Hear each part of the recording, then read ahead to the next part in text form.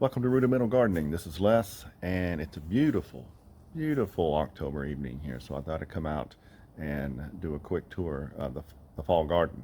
So stay tuned. We'll be right back.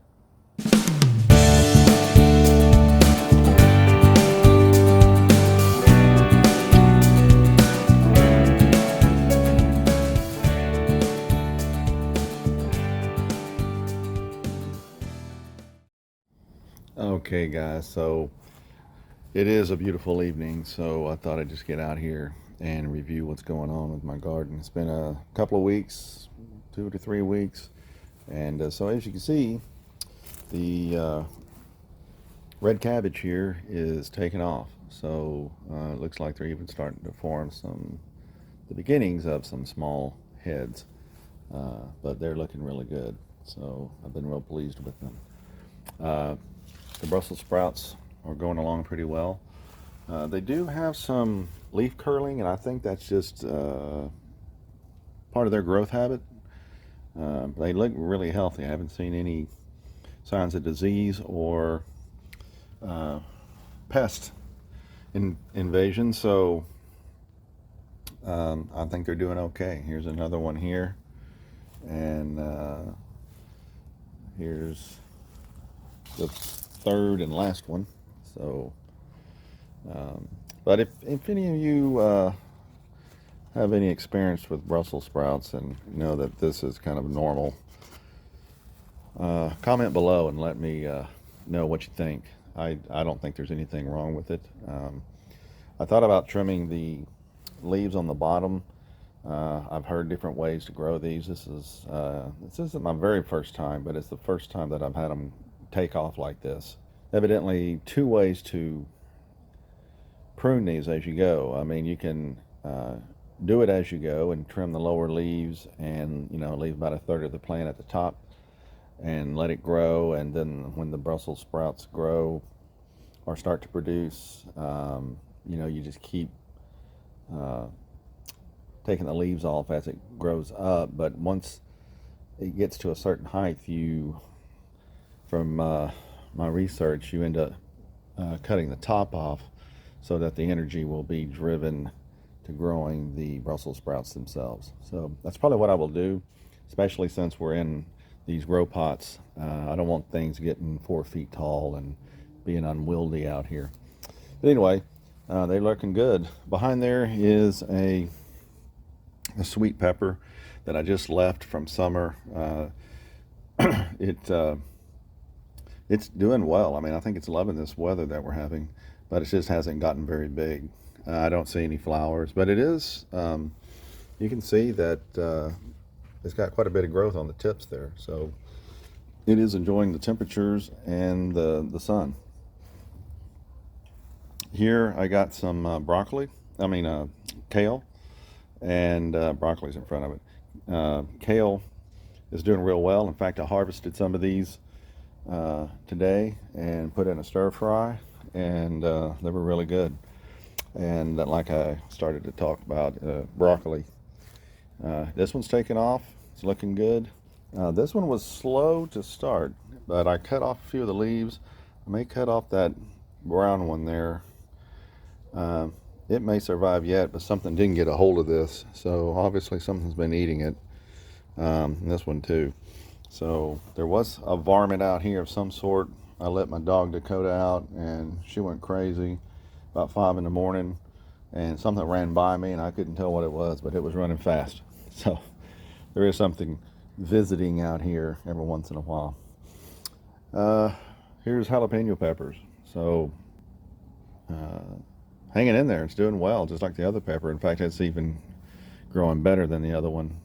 And I thought I saw a couple of flowers on. Yeah, there's a couple of flowers in here. So it's starting to get flowers, and I may get a pepper out of it yet.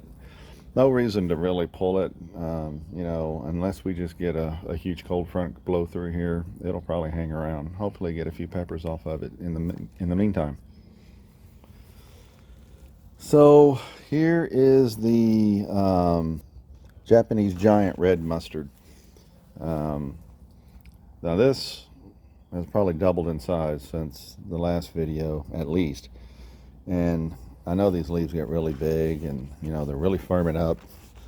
I do know you have to water this a lot, just like a lettuce or something. And but it's a beautiful plant. You can see the colors in there. It's just gorgeous. And back behind there is Chinese cabbage. I pulled some of that off today too and harvested some and have it for lunch. So it's nice to come out here and just pull fresh produce off of your garden. That's the best thing about having a garden, right? So and here are the collard greens. First time to grow them. They never cooked them either, so we'll see how these turn out. Everyone says they're pretty good if you fix them just a certain way, so we'll have to do a little research on that. But yeah, they're looking good. Haven't seen any varmints on it or pests, so I think they'll be just fine. And my spinach, I finally got spinach to grow and produce. It's kind of hard here in North Texas with the heat. They do not like the heat at all. So you know, these days that we may get in the 40s at night, and then you know it could be upper 70s and even into the 80s, and it just doesn't like that. A lot of these don't like that. I'm going to show you here. I had to pull a couple of my plants, but here's cabbage, doing great. It's been doing great, and it just loves it right there. I haven't moved it. Just let it go. There goes a bunch of geese. Doing very well. So I'm hoping to get at least a couple of heads of lettuce or cabbage off of there. This was my romaine lettuce. I had red and regular green romaine, and it just, because of the fluctuation in temperatures, it was bolting, and I cut it back 3 times and it just kept bolting. So I just pulled it up. I'm going to go probably just get some lettuce seedlings, just some butterhead or butter crunch, or you know, something typical, and we can just plant that, and I think it'll do okay into the winter. Over here, got my peas growing. These are my snow peas, and they seem to be doing really well. They get my camera to go right here, and so they got flowers on them, and it's the first time I've grown peas and got them to flower.